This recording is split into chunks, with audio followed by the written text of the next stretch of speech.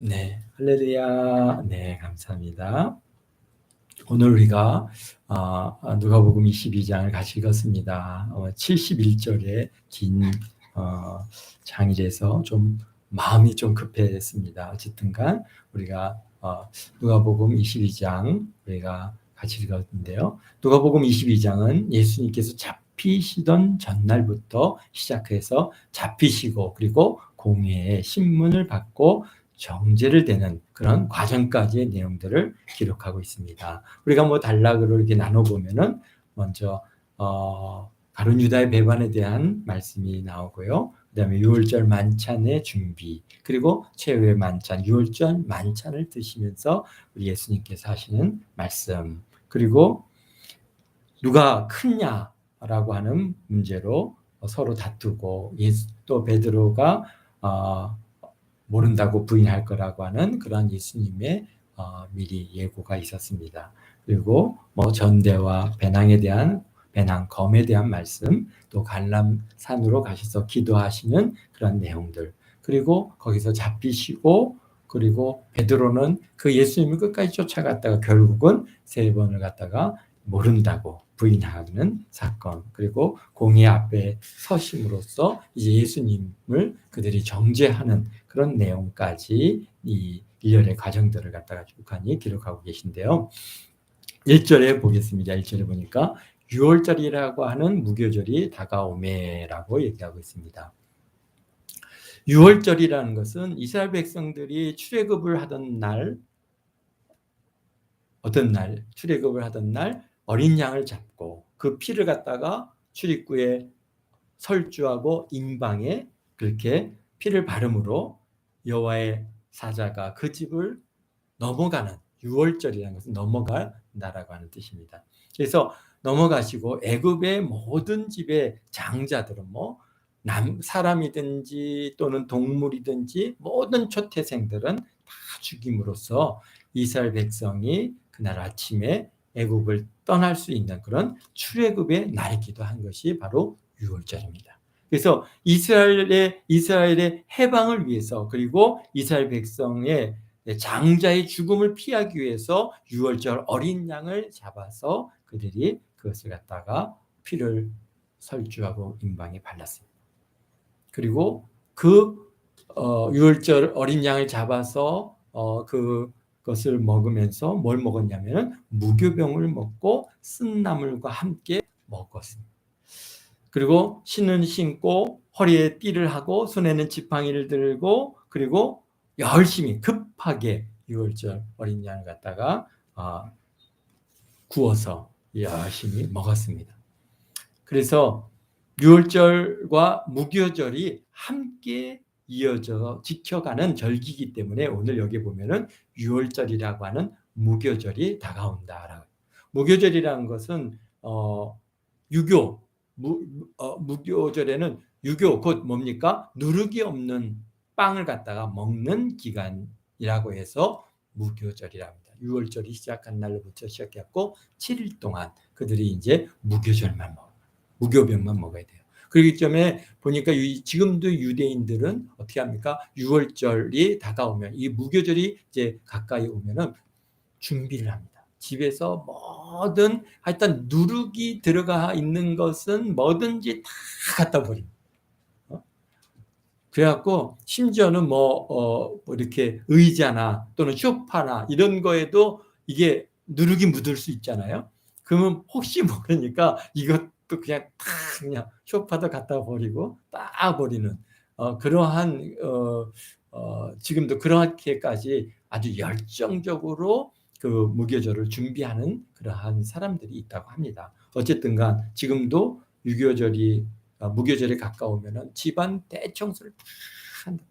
그리고 이 누룩이 있는 것들은 전부 갖다 버리든지 아니면 철저하게 그게 누룩 입자가 튀어나오지 않게 완전히 밀봉을 해가지고 딴 곳에 이렇게 두고, 그리고 이제 7일간의 무교절을 갖다가 지키는데요. 참 그런 거 보면은 그런 하나에 대한 열정들이 참 우리가 도저히 이렇게 따라갈 수 없을 정도의 그러한 열정들이 있는 것을 봅니다. 그러니까 그 유월절 어린 양을 갖다가 그냥 흠이 없는 그런 어린 양을 먼저 선택을 합니다.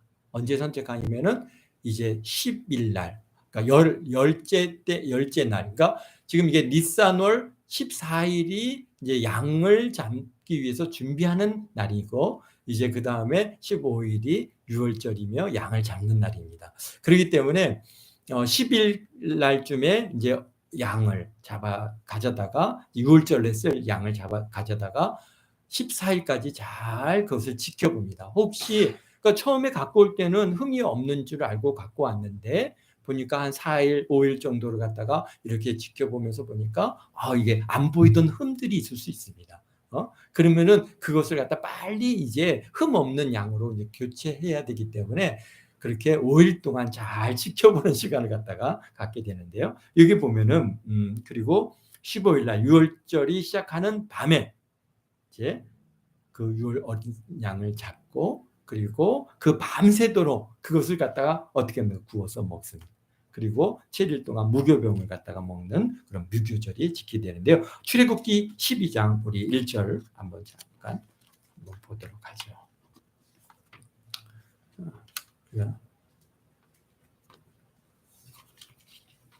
출애굽기 12장입니다.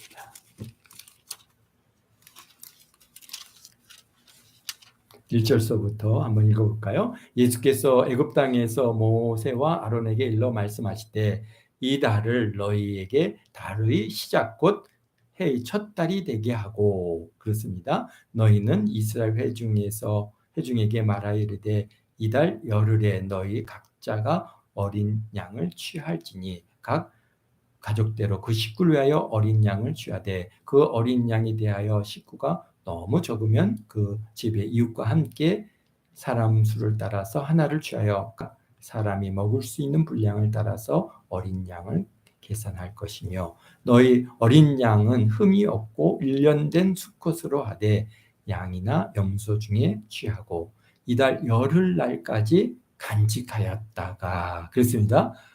열흘 14일까지 그것을 간직하면서 어떻게 합니까? 잘 지켜보는 겁니다. 그리고 해질 때 이제 해진다는 얘기는 뭡니까? 언제든지 우리 성경에서의 하루의 개념은 해가 질 때부터 다음날 해 질 때까지입니다. 그렇기 때문에 해가 졌다고 하는 것은 유월절이 시작한 날입니다. 그래서 이제 해질 때 그 유월절이 시작할 때 이스라엘 회중은 그 양을 잡고 그 피를 양을 먹을 집 좌우 문설주에 또 임방에 바르고 그 밤에 그 고기를 불에 구워 무교병과 쓴나물과 아울러 먹되 날 것으로나 물에 삶아서 먹지 말고 머리와 다리와 내장은 다 불에 구워 먹고 아침까지 남겨두지 말며 아침까지 남은 것은 곧 불사르라. 너희는 이것을 이렇게 먹을지니 허리에 띠를 띠고 발에 신을 신고 손에 지팡이를 잡고 급히 먹으라. 이것이 여호와의 유월절이니라. 아멘.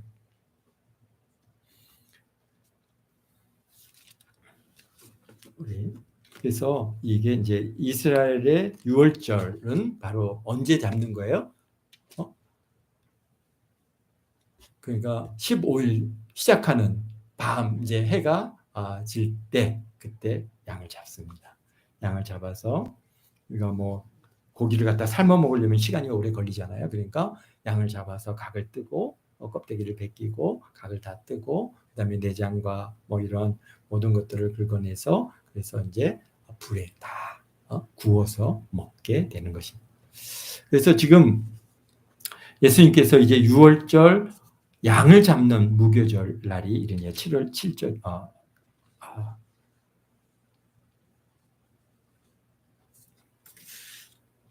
근데 우리 3절 먼저 해볼까요? 12 중에 하나인 가룟이라 부르는 유다에게 사자이 들어갔습니다.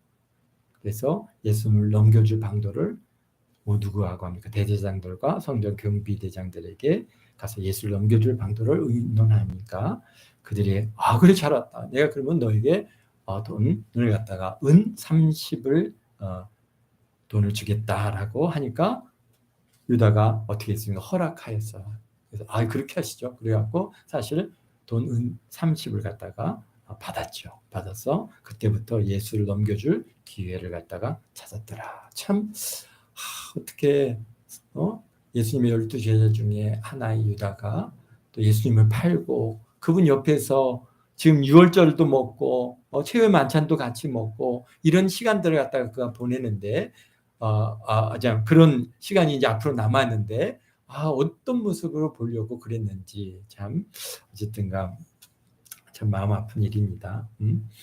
어쨌든 그게 왜 사단이 들어갔다는 겁니다. 사단이 그의 마음에 딱 들어가고 예수님을 팔려고 하는 마음을 갖게 된 것이죠. 그리고 이제 7절에 보니까 유월절을 잡는 무교절이 이른지라. 그렇다는 건 어떤 얘기예요? 유월절 양을 잡는 그런 무교절이 시작됐다는 것은 지금 유월절이 시작한 거죠. 밤이 어두워 갈 이제 그런 시간에 가까이 왔다는 겁니다. 그러니까 예수님께서 베드로와 요한을 갖다 보내면서 가서 유월절 먹을 것을 준비해라. 그래서 어떻게 준비합니까? 우리 예수님께서는 정말 그분은 하나님이시고 전지전능하시고 우리의 모든 것을 아시는 그런 분이심을 또 여기에서 우리에게 보여주고 계신데요.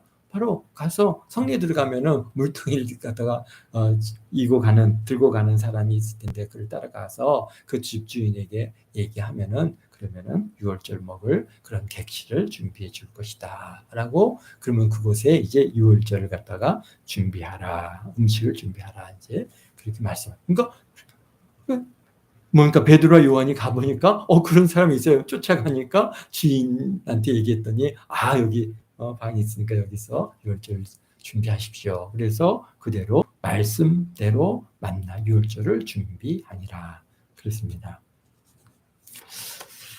그리고 이제 14절서부터 예수 때가 이름에 예수께서 사도들과 함께 앉으사 이제 때가 이르렀다는 얘기는 어디예요? 유월절 어린 양을 잡고 이제 유월절 음식을 양을 어떻게 먹어요? 어떻게 해서 먹어요? 불에 구워 먹는 겁니다. 모든 것들을 각을 떠서 그 다음에 고기들을 갖다 다 잘라가지고 이제 거기들이 먹는데 12명이니까 예수님의 제자 예수님까지 합쳐서 13이죠. 그 다음에 또 거기에 또 다른 사람들이 좀 있을 수도 있죠. 그러니까 꽤 양을 갖다가 한 마리 갖고 어린 양 한 마리, 1년 양 한 마리로 그 숫자가 다 먹을 수 있을까요? 아마 부족하 있으면 2마리일 수도 있고요. 어쨌든 간 그러한 사람 식구 수에 맞춰서 양을 잡아가지고 이제 불에 구워서 다 먹습니다. 다 그래서 근데 15절에 말씀하십니다. 뭐라고 말씀하시면은 고난 받기 전에 너희와 함께 유월절 먹기를 원하였다. 유월절의 의미가 뭡니까? 유월절이라는 것은 사실 이 고난이라고 하는 부분에 대한 또 유월절이라고 하는 부분에 대해서 예수님께서 너무나도 명확하게 잘 아는 거예요. 물론 예수님의 제자들은 지금 하시는 말씀이 뭔지 잘 몰랐어요. 그들이 생각할 때 그냥 유월절을 갖다가 먹는가 보다. 벌써 예수님과 함께 보면은 이제 3번이나 유월절을 갖다가 3번째 먹는 유월절이거든요. 그러니까 그냥 이제 유월절마다 먹는다 생각을 했겠지만은 그러나 이제 고난 받기 전에 예수님께 너희와 함께 유월절을 먹기를 갖다가 원하였다. 내가 너에게 이르니 이 유월절이 하나님 나라에 이르기까지 다시 먹지 아니하리라. 그러니까 이미 예수님께서 뭘 얘기하시고 계셔요? 이제 다시는 이제 먹지 않는다는 건 죽음이죠. 이미 죽음, 이 고난이 본인의 죽음인 것을 아시기 때문에 어떻게 해요? 정말 이 먹고 또 이 날을 갖다가 어떻게 했다고요? 원하고 또 원했다. 그러니까 이 원한다는 게 유월절 이걸 먹으면 어떻게 되는 거예요? 예수님께서 이제 못 박혀서 십자가에서 죽으시는 그런 고난이 지금 준비되어 있는데 그래서 이것을 먹기를 너무 원했다는 거예요. 그러니까 예수님께서요 친히 본인이 희생제물이요 대속의 제물이 되시기를 또 원하고 원하셨다라고 하는 것을 여기서 우리가 그런 것들을 발견하게 됩니다. 그러니까 유월절 어린 양은 이스라엘 백성의 죽음을 대신하는 죽음, 이스라엘 백성들의 죽음을 모든 초태생들이 다 죽어야 될 그 죽음을 대신 죽음으로써 대속의 제물과 같은 그런 의미를 갖고 있는 것인데, 그것을 예수님께서는 너무나도 원하셨다는 거예요. 이 땅에 예수님께서 오시는 이 과정이 정말 누가 아버지께서 너 가라 가라 해서 어쩔 수 없이 그냥 그렇게 해서 오신 것이 아니라, 정말 우리를 구원하시기 위해서, 그 죄의 대속을 해서 이 구원의 문을 열어 가시기 위해서 정말 그분께서는 원하고 원하셨다라고 오늘 우리에게 말씀을 주고 계십니다. 야, 전 그런 말씀을 읽을 때, 야, 우리 예수님 정말 그 마음에 얼마나 우리를 사랑하시는지, 그 사랑이 그냥 거기서 뚝뚝 떨어집니다. 그렇습니다. 그리고는 이 잔을 받으사 감사기도 하시고 이르실 때 이것을 갖다 너희끼리 나누라. 그리고 18절에 내가 너에게 이르노니 내가 이제부터 하나님 나라에 임할 때까지 포도의 나무에서 난 것을 다시 먹지 아니하겠다. 어떻게 우리가 생활 속에서 이 유대인들은 늘상 우리 포도즙을 먹는데요. 그런데 이건 다시는 먹지 않겠다라고 하는 이 말씀 안에는 그분의 죽음에 대해서 예수님께서 계속해서 지금 말씀하고 계십니다.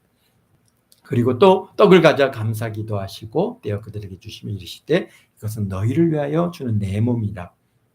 너희가 이를 행하여 나를 기념하라. 또 예수님께서는 기념하라라고 말씀하고 계십니다. 그리고 저녁을 드신 후 잔을 그와 같이 하여 이르시되 이 잔은 내 피로 세운 새 언약이 곧 너희를 위하여 붓는 것이라. 그러나 예수님께서는 성만찬을 지금 제정해 주고 계십니다. 그러면서 너희가 이를 행하여 나를 기념하고 내 예수님의 몸과 피를 먹고 마심으로써 예수님의 희생과 새 언약을 기념하고 기억하라고 하시는 이 아주 중요한 메시지를 주고 계십니다.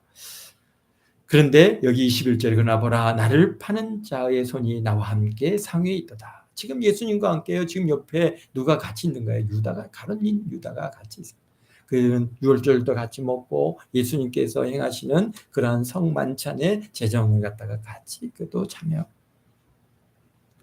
인자는 이미 작정된 대로 가거니와 그를 파는 그 사람에게는 화가 있으리로다.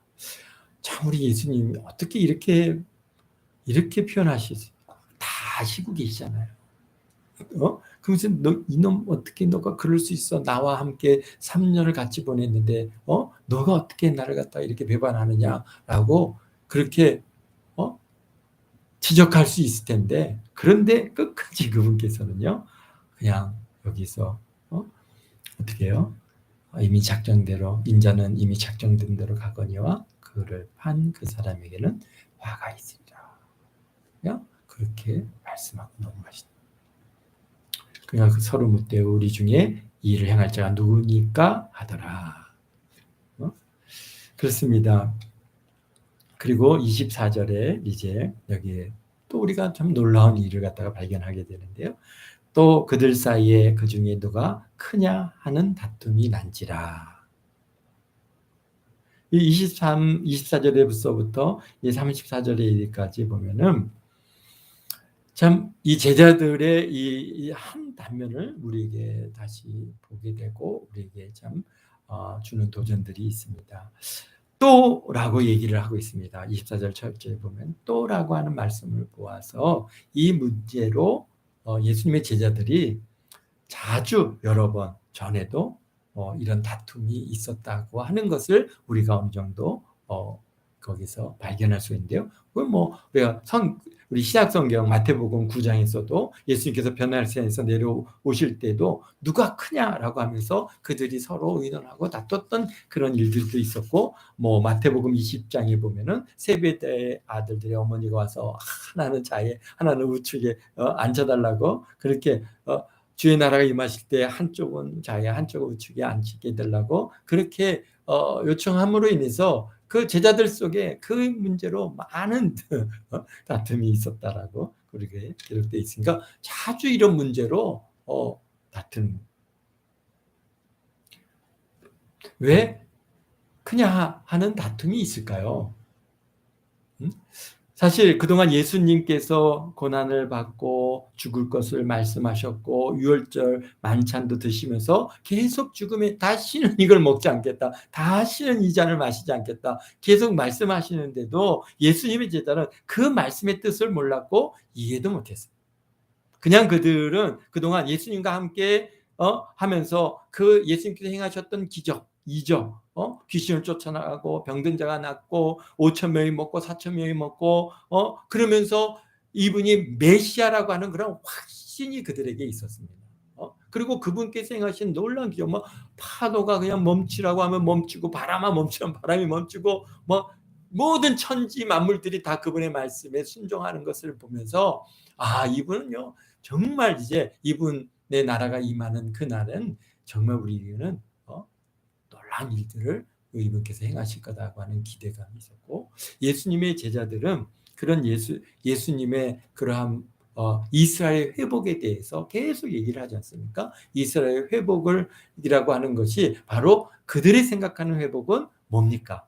로마의 그러한 압정에서부터 그들이 뭡니까? 이렇게 자유함을 낳고 이스라엘의 왕국을 세우는 그러한 그것으로 그들은 생각했고 그것으로 그렇게 이해하고 있어요. 그러니까 예수님을 쫓아다니면서 열심히 내는 그런 배경에는 뭐가 있느냐? 야, 내가 그렇잖아요. 어떤 나라가 새롭게 이제 세워졌을 때 누가 있습니까? 그 나라를 세우는 일에 공신들이 있죠.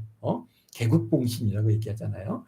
그 어떤 정권이 또 창출되어졌을 때 그 정권을 위해서 수고했던 많은 사람들한테 얼마나 정말 그들에게 좋은 일자리를 주고 뭐 국무총리에도 앉히고 뭐에도 앉히고 막 이렇게 이제 좋은 일을 갖다 베푸는 것처럼 또 당연하죠. 개국공신 이 왕을 갖다가 새롭게 국가를 탁 세웠을 때 당연히 어떤 자리예요? 더 공이 있는 자는 더 자애나 우나 그러한 뭐 국무총리가 된다든지 영의정이 된다든지 또는 뭐 좌의정이 된다든지 뭐 그런 자리에 서로 올라갈 것.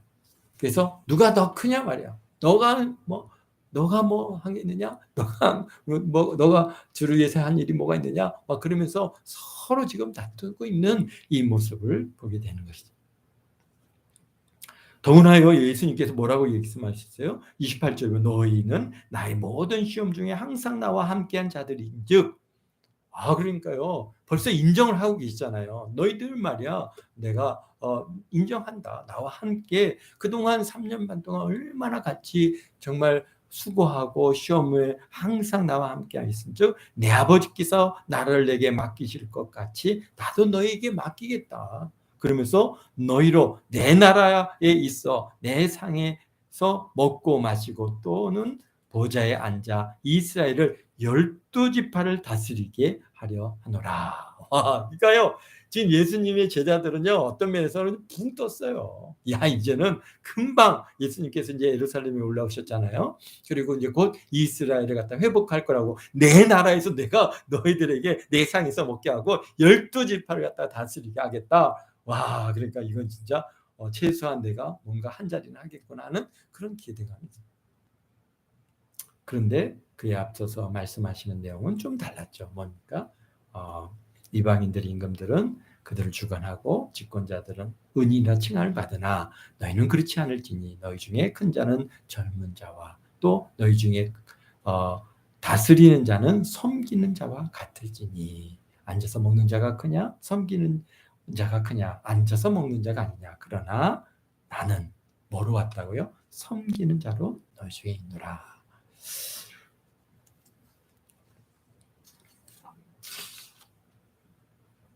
참 이게 그리고는 또 뭡니까? 예수님을 갖다가 또 예수님께서 시몬에게 말씀하시죠. 시몬아 보라 사탄이 너를 밀가붙하려고 요구하였으나 내가 너를 위하여 내 믿음이 떨어지지 않기를 기도하였노라. 이 32절이죠. 너는 돌이킨 후에 내 형제를 굳게 하라. 말씀하셨습니다. 그러니까 베드로가 뭐라고 합니까? 그가 말하되 주여 내가 주와 함께 오게도 죽는데도 가기를 각오하였나이다. 그러니까 지금 뭔가 베드로도 뭔가 확실한 뭔가를 보여줘야 되잖아요. 그러니까 아마 그 마음은 그랬을 거예요. 내가 정말 주와 함께 오게도 가고 죽는데도 가기를 각오했습니다. 그랬더니 예수님께서 뭐라고 말씀해요? 베드로야, 내가 내게 말하노니 오늘날 세 번, 닭 울기 전에 내가 세 번 나를 모른다고 부인하리라.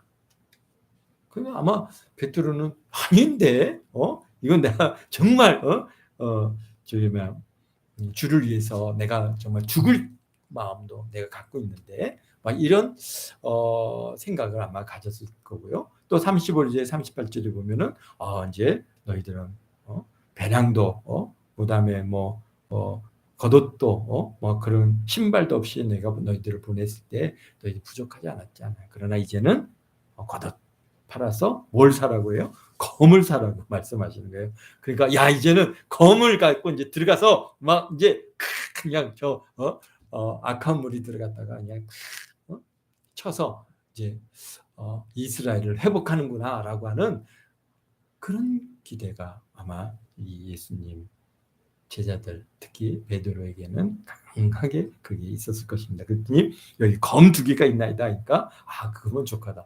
족하죠. 5천 명도 먹이잖아요. 오병이어의 그러한 능력에 예수님께서 검 2개만, 검만 딱 하면 막 몇천 개가 돼가지고 얼마든지 할 수 있다라고 그들은 충분히 생각할 수 있는 일이. 왜 예수님과 3년 반 가까이 제자들이 함께 했는데 왜 이토록 이렇게 몰랐을까요? 예수님께서는 지금 뭐 하러 가시는 거예요? 십자가에서 죽으시러 가는 이 발걸음이란 것을 몇 번을 얘기했는데도 그들은 그것이 무슨 의미인지를 깨닫지 못하는 거예요. 그게 가려져 있기 때문에. 왜? 자신들의 욕심이 딱 가려져 있는 거예요.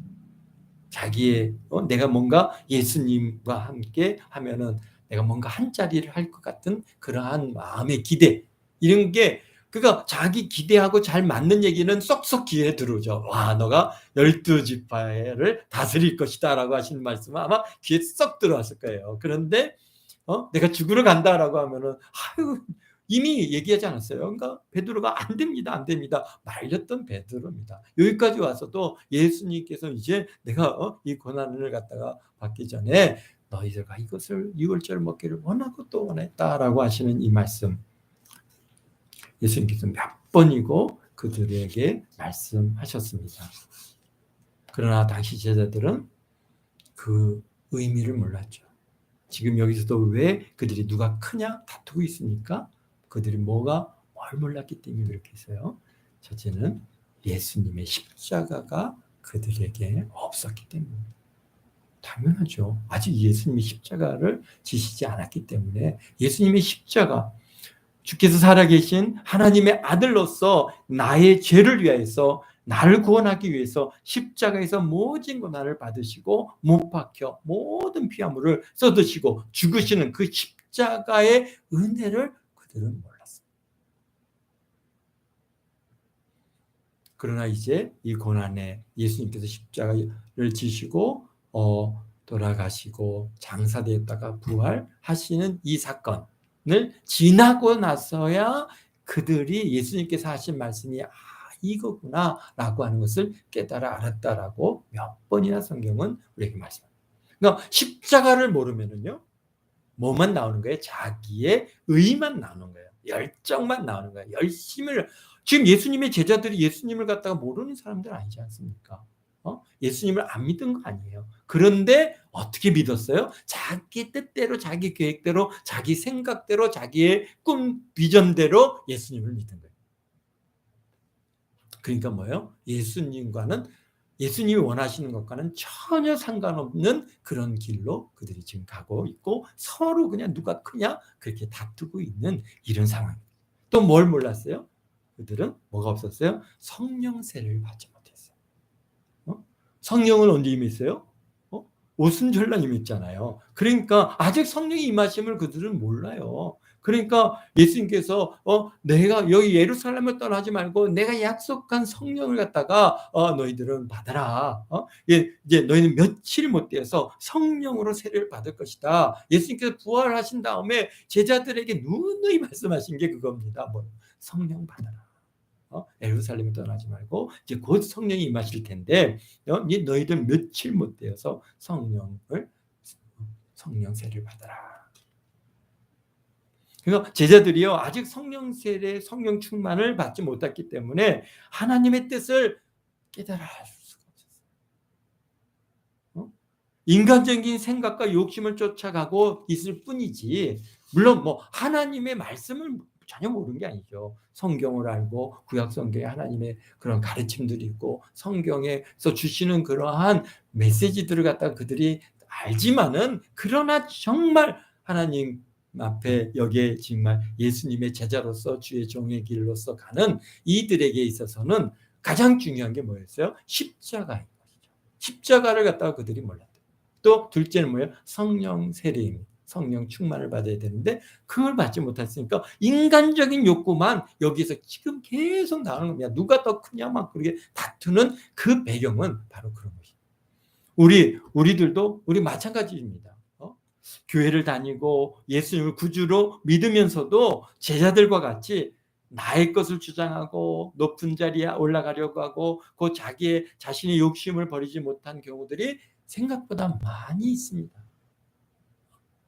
복음에 대한 열정보다는 이 세상에서 누릴 것에 대한 관심을 더 갖는 그리스도인들도 얼마나 많은지 모릅니다.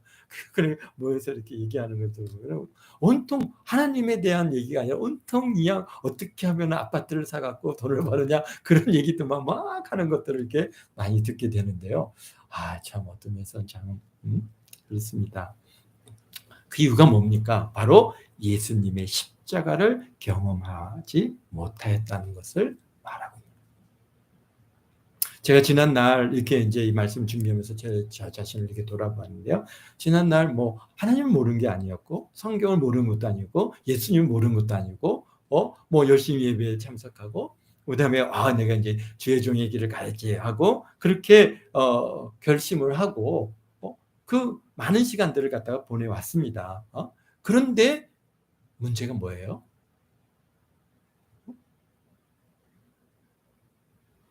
세상 것을 버리지 못하는 거예요.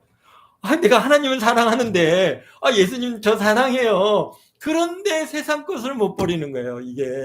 그게 너무너무 정말 너무너무 고통스럽습니다. 그런데 버려지지 않는 거예요. 왜? 그래서 세상 낙을 즐기고 또 교회 안에서 인정받는 자리에 앉으려고 어떤 생각을 했어요. 내가 그냥 신학교를 가면 안 되겠지. 그러니까 뭐 어디를 이제 일반 대학을 가가지고 졸업한 다음에 내가 이런 대학을 나왔는데 내가 신학생이 됐다. 막 이러면은 대단하게 사람들이 와 너는 참 훌륭해 따봉 뭐 이렇게 사람들이 해줄 것 같은 그런 마음. 사실 그런 게 있어요. 우리 신학교 다닐 때도 우리 뭐 서울대학교 졸업하고 오시는 그런 신학생들이 가끔 있어요. 지금 있는지는 모르겠는데요. 그런 분들은 사람들이 와 대단하다 그렇게 생각하고 우리 유명한 우리 이제 총장님이셨던 성교 총장님도 그분이 다른 걸로 유명한 게 아니에요. 서울대를 졸업했는데 여기 성교 신학교를 들어왔어요. 그래가지고 이제 목사님이 되셨다고 하는 걸로 뭐 그분 이름만 나오면은 늘 붙는 게 그겁니다. 그러니까 정말 사람들이 참 넌 대단하다, 훌륭하다, 잘했다 그렇게 칭찬받는 것에 관심이 있었지. 사실 더 중요한 걸 몰랐던 거죠. 그래서 그런 칭찬을 받으려고 아주 그냥 사람들한테 더 아주 그냥 착한 사람인 것처럼 꾸미고 선한 사람인 것처럼 꾸미고 막 그렇게 했던 시간들이 꽤 길었습니다. 그런데 세상 것을 버리지 못하니까 어떻게 했어요? 정말 이제는 그 길을 가야 되는 그러한 단계에서 갈 건가 말 건가 고민을 하는 거죠. 이게 정말 가야 되는가? 내가 정말 갈 수 있겠는가? 그러면서 그렇다고 하나님을 사랑하는 거 사랑 안 하는 거 아닙니다. 사랑하죠. 그런데 역시 주의 이 제자들의 마음이나 지금 그때의 저희 마음이나 굉장히 많이 닮아 있어요. 근데 그런 가운데 하나님께서 저에게 은혜를 주시는 기회가 뭐예요? 철저하게 십자가 앞에서 저를 갖다 철저하게 저희 죄를 깨닫게 하시고 회개할 수 있는 기회를 주셨다고 하는 겁니다. 그래서 그 앞에 이제 정말 이제 진짜 그 만남이죠. 그래서 정말 얼마나 많은 죄가 얼마나 많은지 죄가 하나라 할지라도 이제 죄에 대한 죄의 값은 사망이라고 하는 그 말씀이 이제 마음에 와서 저를 꽂히는 거예요. 그러면서 그 죄 하나라도 그것이 사망이라고 하는 무서운 결과를 가져온다는 것을 깨닫고 정말 그 죄의 문제를 깨닫고 정말 펑펑 울었거든요. 얼마나 울었는지 눈물을 그칠 수가 없었던 그러한 그런 날이 있었습니다. 그리고 나서 저의 생각도 가치관도 삶의 태도도 완전히 변하고 그리고 정말 이제 이 길로 이렇게 올 수 있게 정말 나 같은 죄인을 용서하시기 위해서 예수님께서 십자가에 못 박혀 죽으셨구나. 정말 나 같은 죄인 중에 괴수인 나 같은 자를 참 지옥과 마땅한 나를 구원하시려고 참 그 고난, 그 십자가에서 그 예수님의 못 박히는 소리가 들리는 것 같았어요. 그러면서 그 이후에 참 저에게 많은 변화를 하나님께서 주셨고요. 그러면서 또한 주시는 은혜가 뭐냐면은 철저히 죄의 문제를 놓고 회개하니까 그 다음에 이어서 오는 게 바로 성령 세례. 성령 충만과 성령 세례가 오더라고요. 그러니까 어떤 면에서는 성령께서 저에게 그러한 죄의 문제를 조명해 주셔서 회개할 수 있는 은혜조차도 성령께서 주신 거죠. 제가 그리고 나서 그것을 죄를 회개하고 나니까 성령 세례를 주시고 은혜를 충만을 주셔 성령 충만을 주셔서 정말 이제 그냥 예수님께 미쳤다 이렇게 생각하고 그러니까 그렇게 살아는 거예요. 그렇게 살아오는 그런 은혜를 갖다 우리 하나님께 주셨다고 하는 것에 너무 감사하고요. 정말 우리 시온 형제님이 이 주의 길을 가고자 지난 6년 동안 열심히 달려왔지 않습니까? 그래서 지금 내가 혹시 예수님의 제자와 같은 자리에 있지 않나 이게 고민해 볼 필요는 있는 거예요. 내가 지금 누가 더 크냐 이런 문제로 물론 그런 은혜 예수님의 제자들도 또 많은 주의 종의 길로 가는 많은 분들도 다 나름대로 은혜가 있고 또 하나님을 사랑하고 가지만은 정말 이게 그런 십자가와 성령 세례의 그런 분명한 그런 은혜의 시간이 없으면은 자꾸 세상 인간적인 욕심이 인간적인 열심이 그런 것들이 드러나게 되죠. 그래갖고 물론 열심을 통해서 자신의 교회와 정말 사업적인 수완과 이런 모든 것들을 막 때려 부셔가지고 넣어서 교회를 갖다가 크게 성장시키는 분들을 또 옆에서 봅니다. 그런데 그분들이 우리 예수님의 제자 이때 예수님의 제자들과 크게 차이가 나지는 않겠다라고는 생각이 오늘 들었습니다. 그렇습니다. 우리가 우리 것을 자랑할 게 하나도 없죠. 자랑할 게 없고 오직 예수님만 자랑할 수 있는 그런 은혜, 성령 세례, 성령 충만 그걸 받으시길 바라는데 그것은 철저히 십자가 앞에서 나의 죄를 고백하고 회개하는 것부터 시작된다는 거. 그것을 갖다가 사실 좀 알았으면 좋겠습니다. 그렇습니다. 오늘 그리고 이제 39절에서부터 71절까지는 예수님께서 감난산에서 기도하시고 잡히시고 공회 앞에 세워주시고 정죄를 받는 그런 일련의 과정이 6월절 날 새벽에 이르는 그러한 시간을 갖다가 우리가 여기서 보게 됩니다. 기도하겠습니다. 사랑의 예수님 감사해요. 참 우리가 예수님의 제자와 같이 예수님께서는 6월절 그 만찬을 드시고 성만찬을 제정하시고 내 살과 내 피를 먹으라고 하시는 그런 예수님, 이제 고난이 앞에 있다는 것을 예수님 말씀하시면서도 제자들은 예수님의 고난이 뭔지 모르고 오직 누가 더 크냐 다투는 이러한 모습들을 우리가 봅니다. 아버지 하나님, 결코 예수님의 십자가와 성령 충만이 없이는 우리도 다 똑같은 사람들입니다.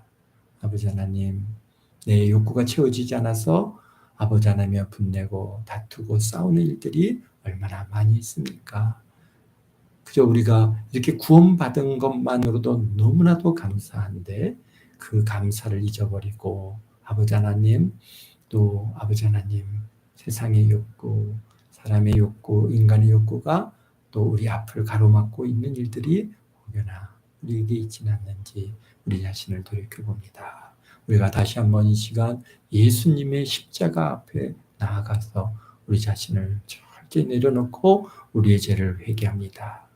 아버지 하나님, 우리가 말과 행동으로, 생각으로, 말로 아버지 하나님, 참으로 주님 앞에 행한 모든 죄악된 것들을 주님 이 시간 회개합니다. 아버지 하나님, 우리의 죄가 아버지 하나님 알게 하시고 깨닫게 하셔서 철저히 주님 앞에 회개하고 성결함을 입고 성령 충만함을 입는 우리 동안께 모든 성도들 다 되게 도와주시고, 특별히 우리 김시원 형제님 이제 앞으로 죄종의 길을 가고자 이 길을 나서는 가운데 있음을 아십니다. 지난 6년 동안 열심히 달려온 것도 주님 아십니다. 주님께서 우리 시원 형제님에게 참 성령의 충만한 은혜를 허락하여 주시고, 참으로 하나님 앞에 철저히 내 안에 그 깊이 자리 잡고 있는 그 죄의 뿌리, 쓴 뿌리들을 철저히 회개하고 피 흘리기까지 죄와 싸워 아버지 하나님 앞에 눈물로 회개하는 그런 은혜의 시간이 우리 시온 형제님에게 분명하게 있게 허락하여 주셔서 참으로 아버지 하나님, 참 앞으로 좀 평생을 살아가면서 좀 주님 주신 이 은혜로 말미암아 감사하고 기뻐하고 즐거워하며 참 주님 앞에 나아갈 수 있는 그런 은혜의 사람으로 변화시켜 주시기를 원합니다. 주님 홀로 영광 받아 주옵소서. 감사합니다. 우리 주일 모일 때까지 은혜 주시고 성령 충만 주시고 아버지 하나님, 십자가에서 흘리신 예수님의 그 보혈의 피를 우리 마음에 아버지 뿌리고 우리 생각에 뿌리고 우리 모든 것에 뿌려 성결함을 입는 우리 모두가 되게 도우실 줄 믿고 감사하며 예수님의 이름으로 기도합니다. 아멘.